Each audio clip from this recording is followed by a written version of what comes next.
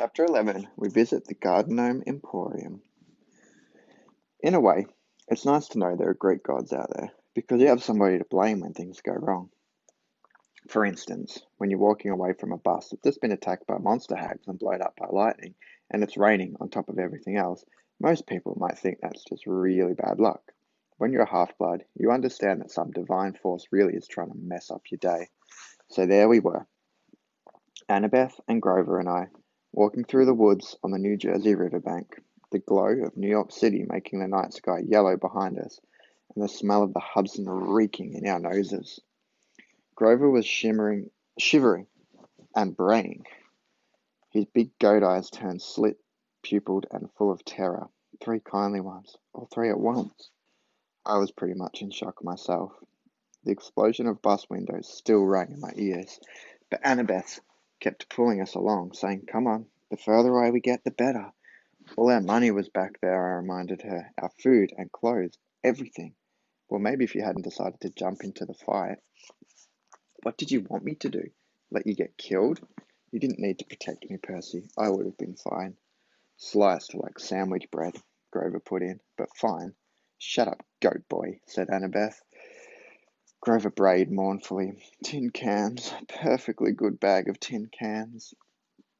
We sloshed across mushy ground, through nasty twisted trees that smelled like sour laundry. After a few minutes, Annabeth fell into line next to me. Look, her voice faltered. I appreciate your coming back for us, okay? That was really brave. We're a team, right? She was silent for a few more steps. Just that if you died, aside from the fact that it would really suck for you, it would mean the quest was over. This may be my only chance to see the real world. The thunderstorm had finally let up. The city glow faded behind us, leaving us in almost total darkness. I couldn't see anything of Annabeth except a glint of her blonde hair. You haven't left Camp Half-Blood since you were 7? I asked her. No, only short field trips. My dad, the history professor. Yeah, it didn't work out for me living at home. I mean, Camp Half-Blood is my home. She was rushing her words out now as if she were afraid somebody might try to stop her. At camp, you train, and that's all cool and everything, but the real world is where the monsters are. That's where you learn whether you're any good or not. If I didn't know better, I could have sworn I heard doubt in her voice. You're pretty good with that knife, I said. You think so? Anybody who can piggyback ride a Fury is okay by me. I couldn't really see, but I thought she might have smiled. You know, she said, maybe I should tell you. Something funny back on the bus. Whatever she wanted to say was interrupted by a shrill toot toot toot like the sound of an owl being tortured. Hey, my reed pipes still work, Grover cried. If I could just remember a Find Path song, we could get out of these woods. He puffed out a few notes, but the tune still sounded suspiciously like Hilary Duff. Instead of finding a path, I immediately slammed into a tree and got a nice-sized knot on my head. Add to the list of superpowers I did not have, infrared vision. After tripping and cursing, and generally feeling miserable for another mile or so, I started to see light up ahead. The colors of a neon sign. I could smell food. Fried, greasy, excellent food. I realized I hadn't eaten anything unhealthy since I'd arrived at Half-Blood Hill, where we lived on grapes, bread, cheese, and extra lean cut nymph-prepared barbecue. The boy needed a double cheeseburger. We kept walking until I saw a deserted 2-lane road through the trees. On the other side was a closed-down gas station, a tattered billboard for a 1990s movie, and one open business, which was the source of the neon light and the good smell.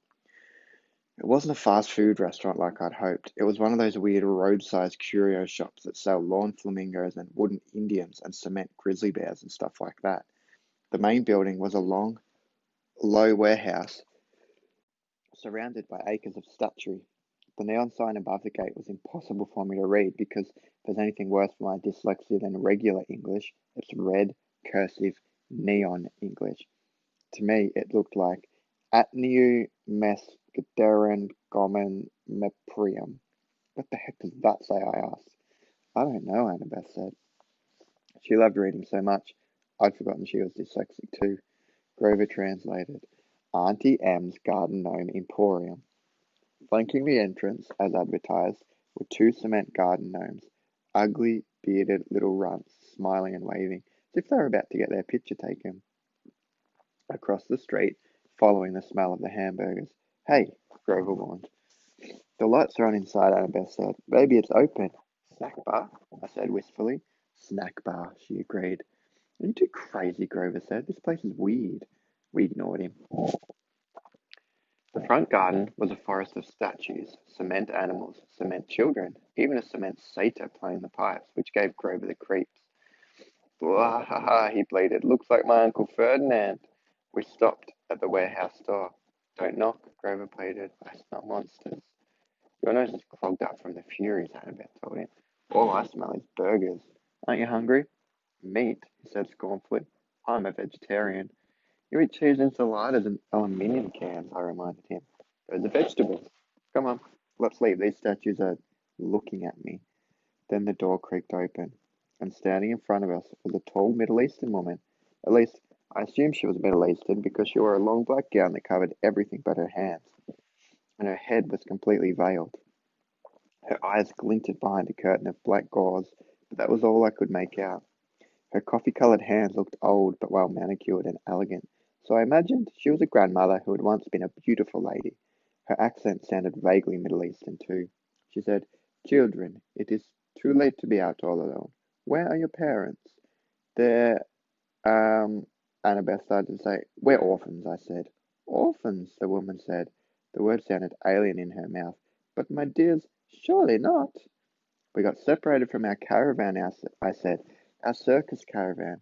The ringmaster told us to meet him at the gas station if we got lost. But he may have forgotten, or maybe he meant a different gas station. Anyway, we're lost. Is that food I smell? Oh, my dears, the woman said. You must come in. Poor children. I am Auntie Em. Go straight through to the back of the warehouse, please. There is a dining area. We thanked her and went inside. Annabeth muttered to me, Circus caravan? Always have a strategy, right? Your head is full of kelp. The warehouse was filled with more statues, people in all different poses, wearing all different outfits, with different expressions on their face. I was thinking, you'd have to have a pretty huge garden to fit even one of these statues because they were all life-size, but mostly I was thinking about food. Go ahead, call me an idiot for walking into a strange lady's shop like that just because I was hungry, but I do impulsive stuff sometimes. Plus, you've never smelled Auntie M's burgers. The aroma was like laughing gas in the dentist chair, made everything else go away. I barely noticed Grover's nervous whimpers, or the way the statue's eyes seemed to follow me, or the fact that Auntie M had locked the door behind us. All I cared about was finding the dining area, and sure enough, there it was at the back of the warehouse, a fast food counter with a grill, a soda fountain, a pretzel heater, and a nacho cheese dispenser. Everything you could want, plus a few steel picnic tables out front. Please sit down, Aunt Em said. Awesome, I said. Grover said reluctantly, we don't have any money, man. Before I could jab him in the ribs, Auntie Em said, No, no, children, no money. This is a special case, yes? It's my treat for such nice orphans. Thank you, ma'am, Annabeth said. Auntie Em stiffened as if Annabeth had done something wrong. But then the old woman relaxed just as quickly, so I figured it must have been my imagination.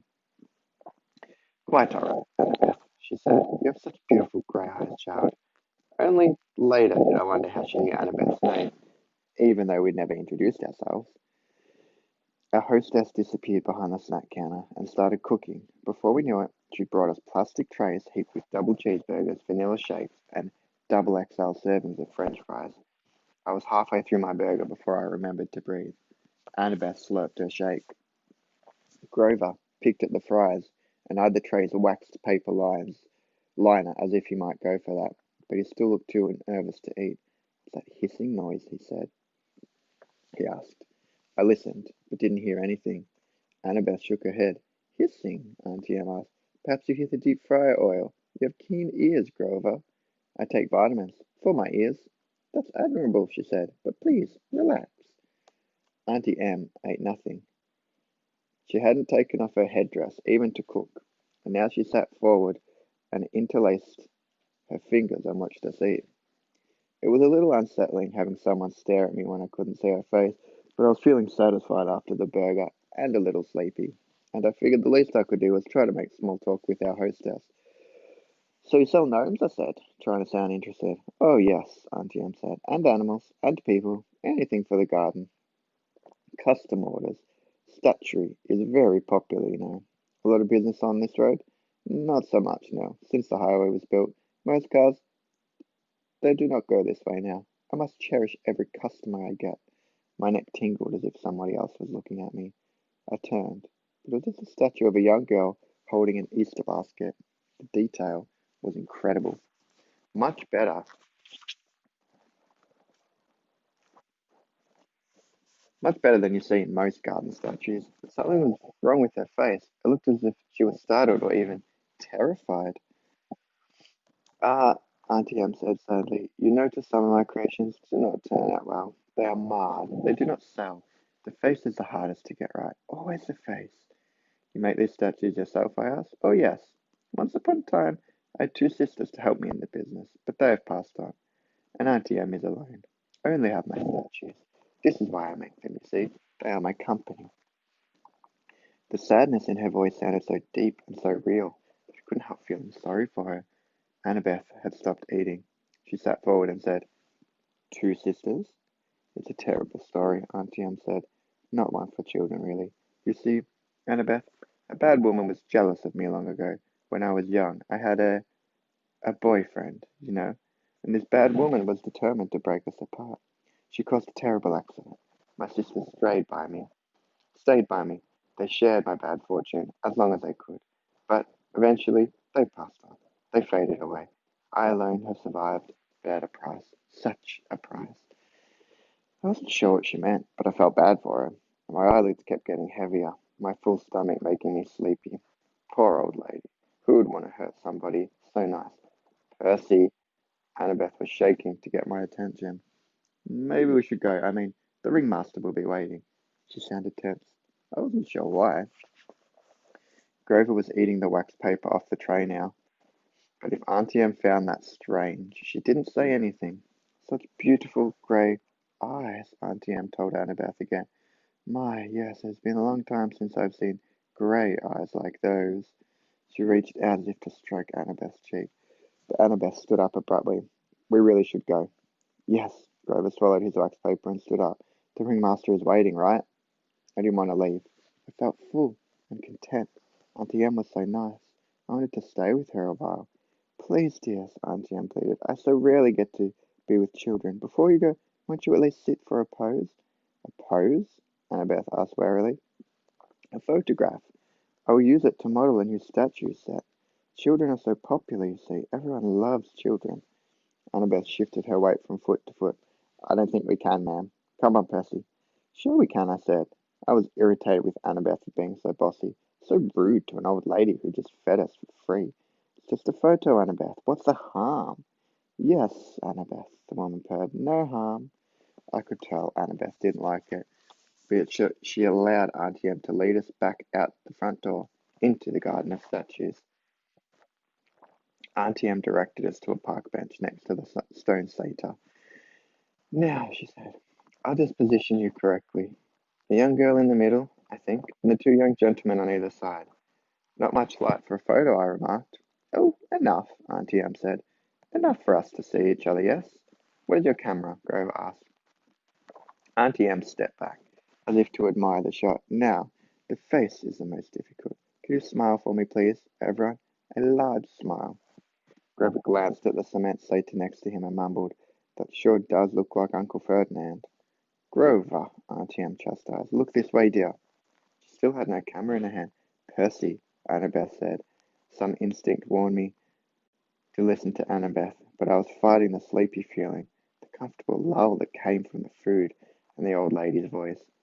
I will just be a moment, Auntie Em said. You know, I can't see very well in this cursed veil. Percy, something's wrong, Annabeth insisted. Wrong, Auntie Em said, reaching up to undo the wrap around her head. Not at all, dear. I have such noble company tonight. What could be wrong? That is Uncle Ferdinand, Grover gasped. Look away from her, Annabeth shouted. She whipped her Yankees cap onto her head and vanished. Her invisible hands pushed Grover and me both off the bench. I was on the ground, looking at Aunt Em's sandaled feet.